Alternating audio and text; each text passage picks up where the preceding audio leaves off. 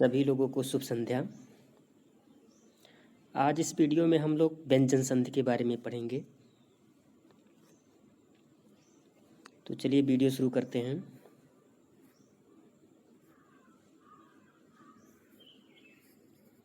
तो सबसे पहले हम देखेंगे व्यंजन संधि की परिभाषा क्या है। तो स्वर संधि में पहले हम लोग क्या थे कि स्वर का मेल स्वर से हो रहा था। तो उस समय कौन सी संधि हो रही थी? स्वर संधि। ठीक। लेकिन व्यंजन संधि में क्या है? व्यंजन संधि में व्यंजन का मेल जो होगा वो व्यंजन से होगा अथवा स्वर से होगा। मतलब व्यंजन जो है उस व्यंजन से भी मिल सकता है और स्वर से मिल सकता है। तो ऐसी जो संधि होगी वो क्या होगी? व्यंजन संधि।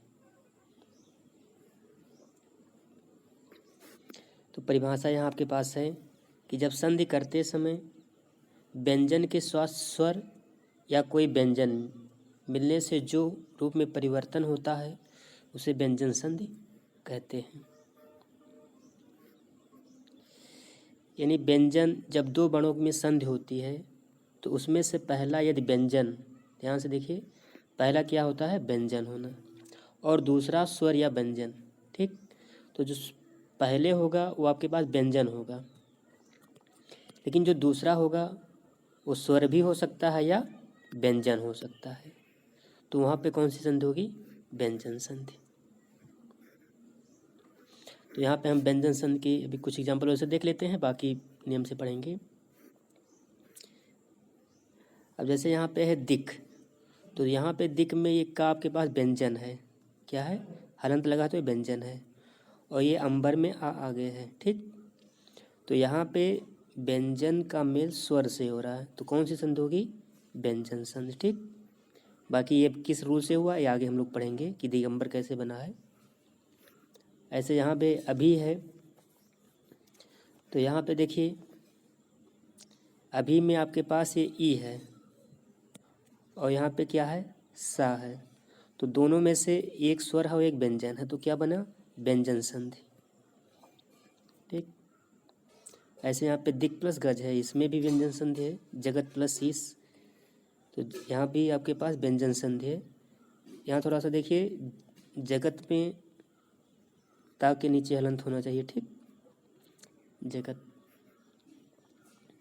व्यंजन संधि के नियम, तो व्यंजन संधि के बहुत सारे नियम हैं। यहाँ पे हम कुल मिला के 13 नियम व्यंजन संधि के पढ़ेंगे। ठीक। और उसको याद करना होगा। नियम नंबर 1 है कि जब किसी वर्ग के पहले वर्ण, ये सबको वर्ग का पहला वर्ण पता होगा कि का वर्ग का का, चा, टा, ता, पा, अर्थात वर्ग का पहला का मिलन किसी वर्ग के तीसरे या चौथे, तीसरे से हो या चौथे से हो, या यहाँ पे आपके पास अंतस्थ दिया है या रलावा हा से हो, या किसी स्वर से हो। तो अगर आपके पास का मेल या चा का मेल, टा, ता या पा का मेल तीसरे या चौथे वर्ण से हो, या आपके पास या रा ला वा हा से हो, या किसी स्वर से हो, तो इस स्थिति में क्या हो जाता है कि ये वर्ग का पहला बदल जाता है तीसरे में। अब जैसे ये का है तो का तीसरे में बदल के क्या बन जाएगा? गा बन जाएगा। ऐसे चा का क्या बन जाएगा? जा बन जाएगा। ठीक। तो यहाँ नियम में वही लिखा गया है कि का किस में बदल रहा है? का गा में बदल जाएगा, और चा का जा हो जाएगा, टा का डा हो जाएगा, ता का दा हो जाएगा, और पा का बा हो जाएगा। तो ये आपके पास नियम नंबर 1 है। ठीक। एग्जाम्पल हम देखते हैं। दूसरी चीज़ यहाँ पे एक चीज़ और देखिए कि अगर व्यंजन से स्वर मिलता है, पहले व्यंजन हो और बाद में क्या हो? स्वर, तो यहाँ जो स्वर होगा उसकी मात्रा इस व्यंजन पे लग जाएगी। ठीक। दूसरा क्या है, लेकिन अगर व्यंजन का मिलन होता है तो वह हलंत ही रहेंगे। और यहाँ पे स्थिति में क्या है कि अगर व्यंजन व्यंजन से ही मिल रहा है तो उस अवस्था में कोई मात्रा नहीं लगेगी। ठीक, तो यहाँ पे कुछ एग्जाम्पल्स हैं। तो यहाँ देखिए का गा में परिवर्तन हो रहा है। अब क्यों हो रहा है? क्योंकि आपके पास बताया गया है कि का के बाद कोई स्वर हो, तो यहाँ स्वर आया ही है, या बर का तीसरा और चौथा भी हो सकता था, या रा वा हो सकता है। तो इनमें से कोई आएगा तो ये बर का पहला अक्षर बदल जाएगा तीसरे में। तो यहाँ वाक में का है, अब यहाँ बगल में ई है, तो ये वाक का बदल के क्या बन जाएगा? का परिवर्तन गा में हो जाएगा। ठीक, तो ये गा बन जाएगा, तो वाह है और गा बना, और बगल में ई की मात्रा इस पे लग जाएगा, बन जाएगा क्या? वागीस। इसी प्रकार से दिक प्लस अंबर में क्या बन जाएगा? दिगंबर, और दिक प्लस गज बराबर दिग्गज। तो यहाँ का किस में बदल गया? गा में। ठीक, क्योंकि यहाँ गा था तो कोई मात्रा लगेगा नहीं, तो ये क्या? दिग्गज। यहाँ पे ऐसे खट प्लस आनंद। ठीक, तो यहाँ ईटा बदल जाएगा अपने ही भर के तीसरे में, तो इसका हो जाएगा डा। ठीक, और यहाँ बड़ा का मात्रा इसमें लग जाएगा, खडानन। ऐसे आपके पास खड़ प्लस यंत्र बराबर खड़यंत्र, और खड़दर्श प्लस खड़दन दर्शन। ठीक, यहाँ आपके पास ता का दा में परिवर्तन हो रहा है, सत प्लस आशय बराबर सदाशय, तत् प्लस अंतर बराबर तदंतर। ठीक, उत प्लस घाटन बराबर उद्घाटन। तो ये आपको समझ में आ गया होगा। ऐसे यहाँ पा का बा में बदल जा रहा है, अप प्लस ज बराबर अब्ज। इस यहाँ से नियम नंबर 2,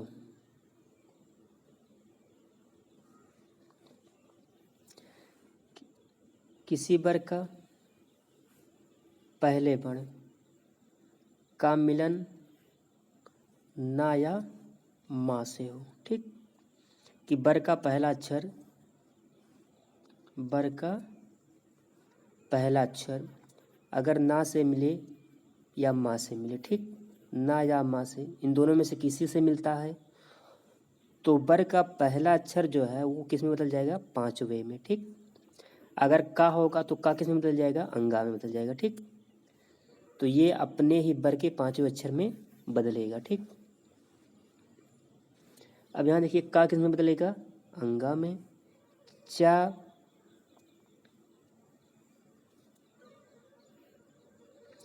यहाँ चा का जा नहीं है, ये ई यहाँ। ठीक, किस में बदलेगा? यहाँ में। और टा का ड़ा में, ता का ना में, और पा का माँ में परिवर्तन होगा। ये कब होगा? जब वर्ग का प्रथम अक्षर किसी वर्ग के या ना या माँ से मिलेगा। ठीक, तो ये नियम एक बार अपना देख लीजिए। अगर किसी वर्ग के पहले वर्ण का चा टा ता पा का मिलन ना या माँ से, किससे हो?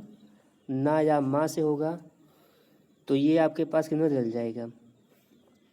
अंगा में, इया में, ये जा गलत है। ठीक, अड़ा में, ना में और माँ में। ये क्रमशः का अंगा में, चा का इया में, टा का ड़ा में, ता का नाम में, और पा का माँ में परिवर्तन हो जाएगा। ठीक, उदाहरण देखिए।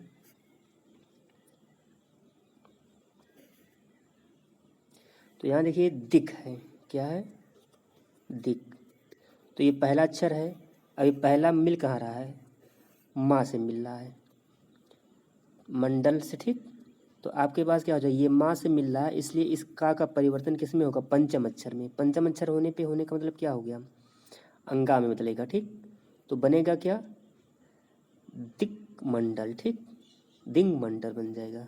ऐसे यहाँ आपके पास है वाक प्लस मैं बराबर वांग में, क्योंकि ये का है और यहाँ माँ है, तो अपने का परिवर्तन पंचम अक्षर में होगा। ऐसे है प्राग प्लस मुख, तो हो जाएगा प्रांग मुख। अगला एग्जाम्पल है टा का ड़ा में परिवर्तन हो जा रहा है, तो यहाँ खट प्लस मूर्ति, तो देखिए टा है, टा जो अपने ही वर्ग के पंचम में बदल जाएगा। इस टा का पंचम में बदल के क्या बन जाएगा? ड़ा। ठीक, तो बन जाएगा खड मूर्ति। ऐसे आपके पास खट प्लस मुख बराबर खडमुख, और खट प्लस मास बराबर खटमास। ता का नाम में परिवर्तन, उत प्लस मूलन है तो ये ता बदल जाएगा किस में, यहाँ इस ता का परिवर्तन ना में हो जाएगा, क्योंकि यहाँ पे आपके पास पंचम अक्षर से मिल रहा। जगत प्लस नाथ तो बराबर जगन्नाथ।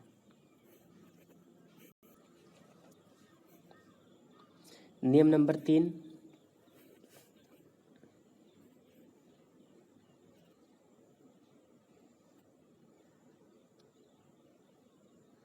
तो नियम नंबर 3 क्या है कि जब ता का मिलन गा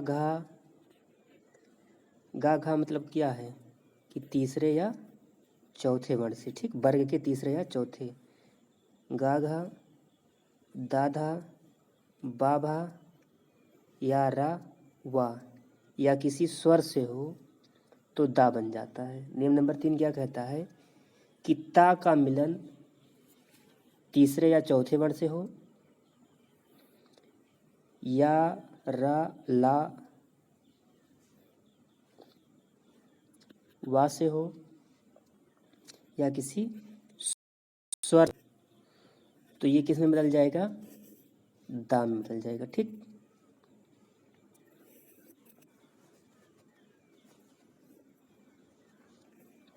फिर इसमें आगे क्या गया है दूसरा नियम कि माँ के साथ का से माँ तक के किसी भी वर्ण के मिलने पर माँ की जगह मिलने वाले वर्ण का अंतिम नासिक वर्ण बन जाएगा, ठीक। तो नियम नंबर 2 इसमें यही कह रहा है कि अगर आपके पास माँ मिल रहा, किसी से क्या मिल रहा है, माँ, तो अगर ये आपके पास का से लेकर माँ तक मिल रहा किसी अक्षर से तो इसका पंचम अक्षर ही बदलेगा, ठीक। तो पंचम अक्षर में बदल जाएगा। उदाहरण देखिए, यहाँ सम और यहाँ है कल्प, ठीक। तो यहाँ पे माँ है तो ये माँ है आपके पास, माँ का बदलेगा किसमें, अनुनासिक मतलब पंचम अक्षर में। तो चाहे हम लोग अनुस्वार लगा दें या पंचम अक्षर लिख सकते हैं, ठीक। तो ये आपके पास माँ बदल जाएगा, माँ किस में बदल जाएगा, अनुस्वार में, ठीक। तो हो जाएगा संकल्प। ऐसे सम प्लस ख्या बराबर संख्या और सम प्लस गम बराबर संगम और सम प्लस कर बराबर संकर, ठीक।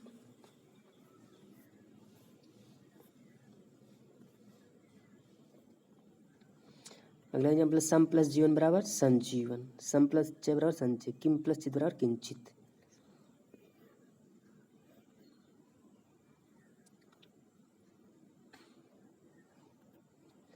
तो यहाँ से हम लोग थोड़ा सा एक बार पुनः देखते हैं इसको।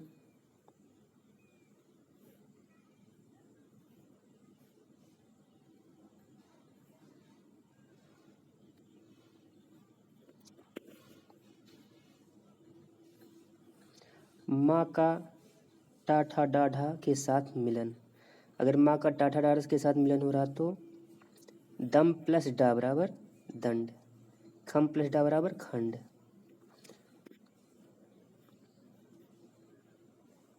और माँ का ता था दाना से हो रहा तो क्या बनेगा, ये पंचम अक्षर ही बनेगा इस वर्ग के होगा।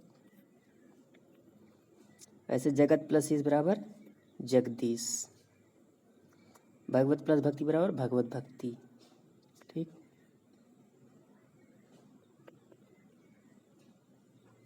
नियम नंबर 4 क्या है, ता से परे चा या छा होने पर चा या छा या जा होने पर टाठा या डा होने पर डाढ़ा या ढा होने पर ढा और ला होने पर ला बन जाता है।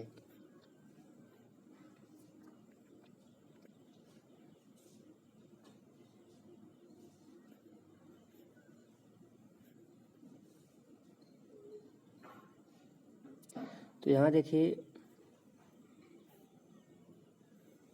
अभी पिछले में पढ़े थे कि अगर माँ के बाद का से माँ तक कोई अक्षर होता था तो चाहे पंचम अक्षर लिखते थे चाहे अनुस्वार लगाते थे, ठीक। लेकिन अगर माँ के बाद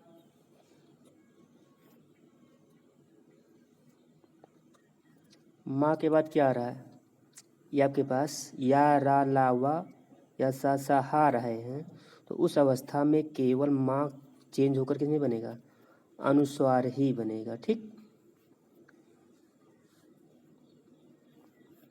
जैसे एग्जाम्पल यहाँ आपके पास है सम प्लस वत। तो यहाँ देखिए, यहाँ सम में माँ है, यहाँ वत है, ठीक, वाह है।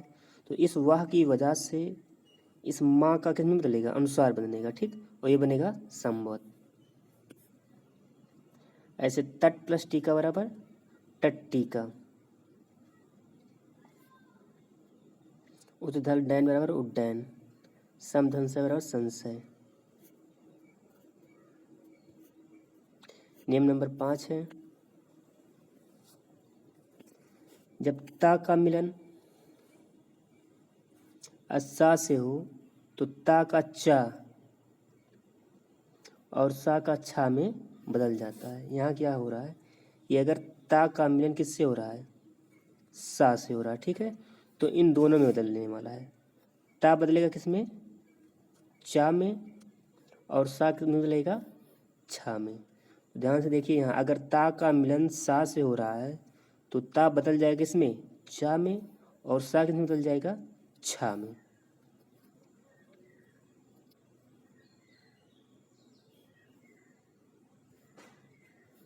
उदाहरण देखिए, यहाँ देखिए उत प्लस शिष्ट है, तो यहाँ से आपके पास ता है, तो ता बदलेगा किस में, चा में, और सा बदलेगा का छा में। तो ये दोनों मिलकर क्या बनाएंगे, उत्छिष्ट।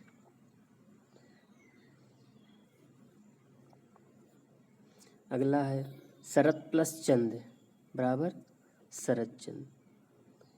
उत्धन छिन्न बराबर उच्छिन्न। उद्धन चरण बराबर उच्चारण। नियम नंबर 6,